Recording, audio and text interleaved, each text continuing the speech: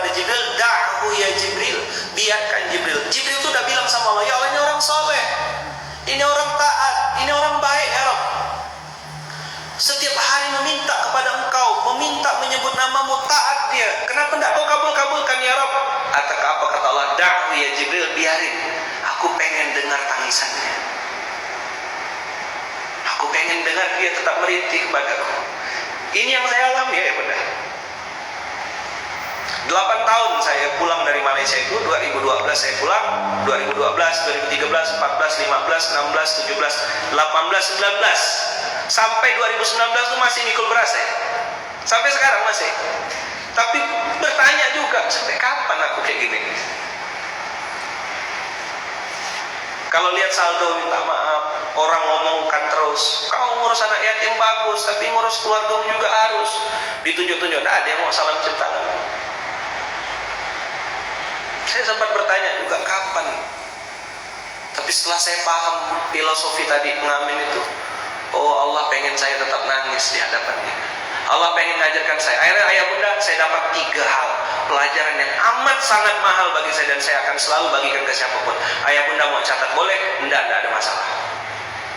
Ma'rifatullah, ilmu mengenal Allah bunda, itu adalah buah dari apa yang sedang kita jalani. Ada orang kena masalah baru kenal Allah, kena masalah baru dekat sama Allah, kena masalah baru kembali ke masjid, kena masalah baru dia bertaubat. Betul enggak?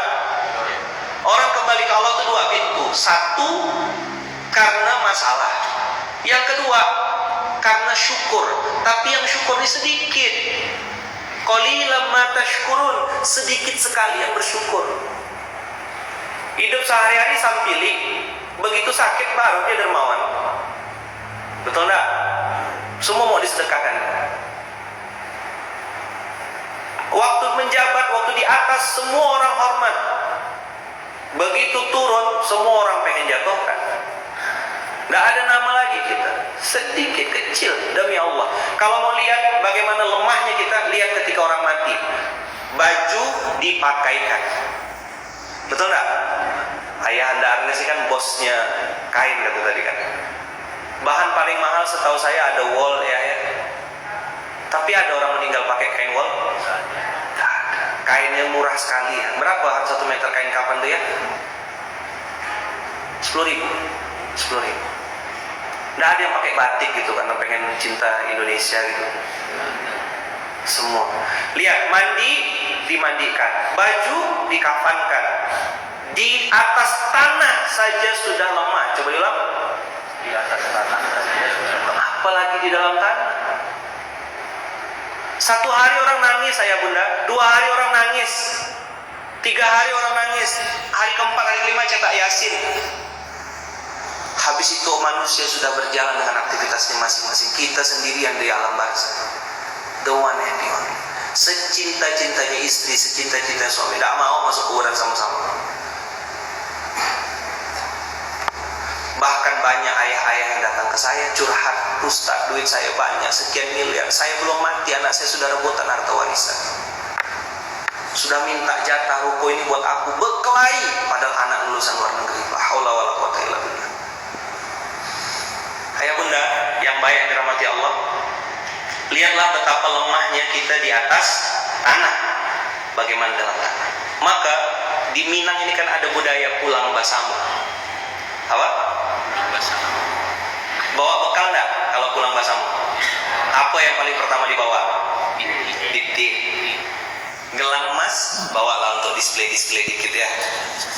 Untuk sambil ngaduk-ngaduk rendang tuh biar nampak. Ya kan? Bisa aja Ustaz. Tapi kan fakta. Ya kan? Untuk nari piring tadi. Pulang basamu yang jaraknya cuma 24 jam, 30 jam, 40 jam perjalanan, itu bawa bekalnya luar biasa serius. Bagaimana pulang basamu ke kampung akhirat nanti? Harusnya bekal kita lebih banyak. Maka ya bunda, tadi saya bilang masalah yang sedang dihadapi itu adalah pintu gerbang saja untuk Allah memperkenalkan dirinya, supaya kita lebih dekat sama dia. Ada 3 poin yang saya mau sampaikan kepada ayah bunda. Buah dari tauhid. Saya perlu waktu bertahun-tahun untuk menemukan ini. Saya perlu waktu bertahun-tahun menemui beberapa orang ustadz, beberapa orang guru, meresume bagaimana mereka bisa naik lagi ke permukaan, muncul lagi setelah mereka hancur babak belur di bawah. Yang terakhir yang saya dapat, Ustadz Ebit Leo, mungkin ayah bunda pernah dengar. Kemarin saya sama-sama beliau di Azikra ngobrol cerita, dan ternyata hampir semua orang-orang besar, orang hebat tuh startnya dari bawah. Kenapa Allah kasih kita masalah? Supaya lembut hati kita. Kenapa Allah kita kasih masalah? Supaya kita nanti ketika sudah di atas, IWS, ingat waktu susah. Saya makan di rumah makan Minang, rumah makan Padang di Pontianak. Tulisannya itu besar-besar, ingat waktu susah. Saya foto dan saya jadikan materi sampai hari ini. Dah, saya bilang, mantap nih dah tulisan dah. Iyo. Orang Minang jualan rumah makan Padang di Kalimantan Barat sana. Tulisannya tuh di rumah makannya, ingat waktu susah. Mantap, saya bilang, saya jadikan materi. Nah ya bunda, 3 poin. 1, masalah ini akan segera selesai kalau kita pegang kuat 3 prinsip ini. 3 prinsip tauhid. Yang pertama, jangan pernah berharap kepada manusia, siapapun dia. Kenapa? Kau pasti kecewa. Siapa? Pasangan Ustaz, dia manusia. Orang dekat Ustaz, manusia. Anak Ustaz, manusia. Jangan pernah meletakkan harapanmu kepada makhluk. Tugas kita mengajak, menghimbau. Tadi saya bilang pemimpin, bikin aja surat himbauan, bikin aja surat ajakan. Masalah orang nanti mau ikut atau enggak, itu urusan dia sama Allah. Tapi kita sebagai yang mengajak, sebagai suami yang mengajak, sebagai ibu yang mengajak anak, istri mengajak suami, tugasnya sudah selesai. Kita paling jauh hanya mendoakan. Merubah tak bisa, demi Allah tak bisa kita merubah. Yang bisa kita lakukan hanya mengajak. Yang kedua, jangan pernah meminta kepada manusia, mengemis-ngemis. Tolonglah Pak, cuma Bapak yang bisa bantu saya, cuma Bapak yang bisa bantu saya. Jangan dulu, jangan ayah bunda, jangan hinakan dirimu di hadapan makhluk. Kalau ketemu manusia, bilang aja, saya lagi ada agenda begini. Kalau bisa bantu, alhamdulillah. Enggak ada masalah. Saya datang kepada antum, datang kepada Dato, datang kepada Tuan, datang kepada Puan, datang kepada Uni, datang kepada Uda. Tidak untuk meminta, hanya bercerita. Kalau Uni bisa bantu, alhamdulillah. Enggak pun ada masalahnya. Doakan ampuni. Gitu rumus. Oke? Jangan tertipu sama rumah besarnya. Saya udah sering ketemu sama orang yang rumahnya besar, bayar listrik nggak mampu. Betul, karena dulu dia sukses pernah. Begitu COVID nyungsep, ya kan? Dulu we are the best. Kita bisa apa? Bisa bangkrut. Ini sisa-sisa kejayaan dulu, Ustaz. Pusing saya, datang ke saya nangis. Bayar karyawan THR karyawan 1.500 orang nggak mampu, hampir nggak bisa bayar. Nangis, rumah besar. Jangan berharap kepada manusia, jangan meminta kepada manusia. Yang ketiga terakhir, jangan pernah ayah bunda tunjukkan kesusahanmu di hadapan manusia. Apa yang ketiga? Jangan pernah tunjukkan kesusahanmu di hadapan manusia. Inilah makna terjemahan tadabbur setelah saya berjalan kurang lebih 10 tahun keliling-keliling ini, ketemu dengan berbagai macam orang. Makna kalimat iyyaka na'budu wa iyyaka nasta'in yang kita baca 17 kali setiap hari itu ya bunda, itu artinya iyyaka na'budu wa iyyaka nasta'in. Iyyaka na'budu kalau dalam lafaz bahasa Arab artinya sebenarnya na'budu iyyaka wa nasta'inu iyyaka. Kami menyembah hanya untukmu ya Allah, tapi iyyakanya dimajukan ke depan, menunjukkan bahwasanya the one and the only, satu-satunya tempat kami menyembah dan satu-satunya tempat kami minta pertolongan. Kata-kata nasta'in, meminta pertolongan itu bunda, tidak boleh meletakkan sandaran kepada makhluk, tidak boleh meletakkan harapan kepada manusia, dan jangan pernah tunjukkan kesusahanmu di hadapan manusia. Kalau mau nangis di atas sejadah, Allah As-Sami', Maha mendengar. Saya berdoa, ayah bunda, waktu saya dihina orang, dicaci maki, ditunjuk-tunjuk muka saya, dibilang macam-macam, dibilang makan duit anak yatim dan seterusnya. Saya waktu itu tidak mau cerita juga sama mama saya, tidak mau cerita sama istri saya, tidak mau cerita sama siapapun. Saya nangis di atas sejadah. Ya Rob, Engkau yang paling tahu apa yang aku lakukan.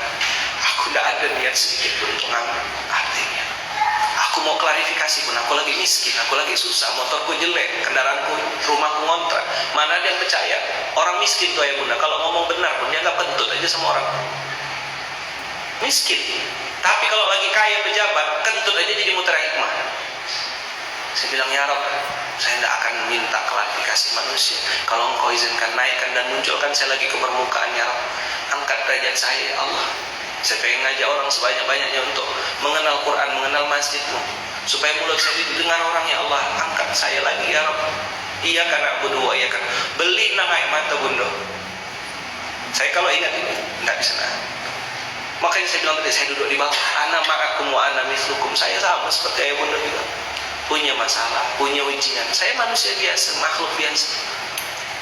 Tapi kalau ayah bunda meletakkan harapan kepada Allah, ayah bunda pasti bahagia. Demi Allah, pasti bahagia. Kenapa hidup kita sering kecewa? Kenapa hidup kita sering sedih? Kenapa hidup kita sering nangis? Kenapa hidup kita sering sakit? Karena kita terlalu banyak meletakkan harapan kepada manusia. Betul tak? Kecewa tak berharap sama manusia? Kecewa tak berharap sama manusia? Istri, suami, anak, menantu, keluarga pasti kecewa. Demi Allah, kuciwa. Jadi yang punya masalah, yang punya ujian hari ini, tenang-tenang. Ada Allah yang maha besar. Di balik ujian pasti ada rahmat. Allah tuh bukan benci ayah bunda, Allah sayang sama kita. Coba tepuk sebelahnya, bilang Allah sayang kita. Tepuk Bapak Gubernur, tidak apa-apa, bilang Pak Gubernur, Allah sayang kita. Allah sayang Pak Gubernur, Allah sayang Tuhan, Allah sayang Bunda, Allah sayang abang kakak. Allah sayang. Mana ada Allah benci? Kalau Allah benci dicabut sudah nyawa kita. Kalau Allah benci sudah dicabut pernapasan kita. Allah sayang sama kita, dikasih ujian supaya kita dekat sama kita. Ini yang bisa saya sampaikan. Mudah-mudahan bermanfaat. Mohon doanya saya, Ustaz Riza, beserta istri, saya dan istri kami hari ini pulang Padang, Batam, Jakarta pun Lampung. Agak panjang rute kami. Mohon doanya. Saya senang sekali ada di nagari Minangkabau ini. Masya Allah, di bumi Minang ini senang. Makanannya cuma ada dua, enak sekali sama enak banget. Tidak ada rasa yang biasa tuh, tidak ada. Tadi malam tuh nambah berkali-kali sampai malu gitu di rumah Pak Haji. Masya Allah, tabarakallah, luar biasa nikmat Allah beri di bumi Minang ini. Masakannya, orang-orangnya baik-baik, mustahil lapar. Mustahil lapar. Makan aja kerja kita di sini, masya Allah, la haula wala quwwata illa billah. Semoga orang-orang di Minang ini masuk surga semuanya. Amin. Kalau nanti masuk surga jangan lupa ajak saya. Amin. Ya, kalau bunda mau duluan masuk surga boleh, saya terakhir. Ya kan? Karena banyak orang masuk surga tapi tidak mau mati gitu. Ada yang mau masuk surga? Ada yang mau mati? Oh, tidak mau. Padahal masuk surga harus mati dulu. Semoga yang punya penyakit Allah sembuhkan. Semoga yang punya kesulitan Allah mudahkan. Semoga yang sedang sedih Allah bahagiakan. Yang sudah berkeluarga, keluarganya harmonis, sakinah, mawaddah, warahmah, anak, cucu, alim, alimah, soleh, solehah, sampai hari kiamat menjadi orang-orang yang dekat, tunduk dan patuh kepada Allah. Dan mudah-mudahan sebelum kita meninggalkan dunia ini, Allah izinkan kita sampai ke Baitullah. Allah sampaikan kita ke tanah suci Mekah, bisa berziarah ke makamnya baginda Rasulullah Sallallahu Alaihi Wasallam. Kita bersolawat sama-sama. Mudah-mudahan solawat ini bisa melembutkan hati kita, mengingatkan kita, menambah kecintaan kita kepada Rasulullah Sallallahu Alaihi Wasallam. Allahumma salli ala Sayyidina Muhammadin tibbil qulubi wa dawahiha wa afiyatil abdani wa shifaiha wa nuril absari wa diyaiha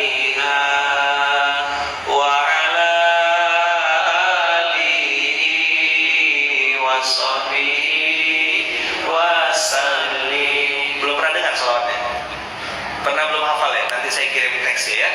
Ini sholawat bagus sekali. Allahumma sholli ala sayyidina Muhammadin tibbil qulubi wa dawaiha. Dengan mengingat Nabi Muhammad itu obat hati kita dan sembuh hati kita insyaallah, dibersihkan dari segala penyakit hasad, dengki, dendam, dongkol dan segala penyakit hati. Wa saya ini Allah, badan saya, mata, telinga, mulut, hidung, tangan, kaki, organ tubuh semuanya Engkau sehatkan lahir dan batin. Nah, gitu kira-kira doanya. Jadi bunda yang punya keluhan di kaki, punya jantung, punya darah tinggi, tekanan darah, peredaran darah nggak lancar, baca salawat ini insya Allah disehatkan Allah. Wa afiyatil abdani wa shifaiha, badan saya sehat, sembuh lahir batin. Wa sorry wa biyaiha, mata ini dikasih nur, dikasih cahaya sama Allah supaya bisa melihat kebaikan, melihat peluang bisnis, melihat kebaikan, melihat hasanat, melihat yang baik-baik, sampai nanti bertemu Allah juga bisa melihat Allah. Wa ala alihi wa sahbihi wa sallim. Nanti Ustaz saya kasih teksnya, Ustaz nanti ajarkan ya sama jamaahnya, tanggung jawab antum ya. Kalau nanti ditanya kenapa orang Minang nggak bisa sholat ini, Ustaz akan jawab ya. Ustaz Abbas.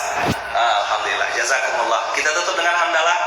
Alhamdulillahirabbil alamin. Subhanakallahumma wa bihamdika asyhadu an la ilaha illa anta astaghfiruka wa atubu ilaik. Jazakumullah khair. Al-'afwu minkum, yang baik pasti dari Allah, yang salah datang dari saya pribadi. Mohon maaf atas tutur kata yang kurang berkenan. Saya Lukman mohon undur diri, minta doanya semoga Allah lindungi dan jaga kami sekeluarga, saya, istri, anak-anak dan juga keluarga besar Masjid Kapal Munzalan di Pontianak. Mohon doanya ya bunda, kami sedang menjalankan amanah